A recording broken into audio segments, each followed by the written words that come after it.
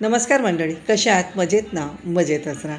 आज आपण चमचमीत अशी रस्सेदार भाजी बनवणार आहोत कारल्याची. कारल्याची भाजी बघितली की बरेच जणांची नाके तोंड मुरटली जातात. पण ही भाजी एकदा करून बघा, नक्कीच तुम्हाला आवडेल. पद्धत सोपी आहे.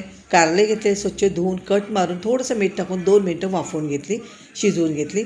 मसाला बनवण्यासाठी टोमॅटो, अद्रक, लसूण, कोथिंबीर मिक्सरला बारीक करून घेतली.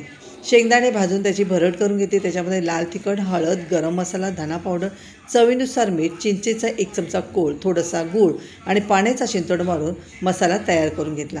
कारली थंड झाल्यानंतर आतल्या बिया काढून घेतल्या. त्यानंतर हा मसाला भरून घेतला.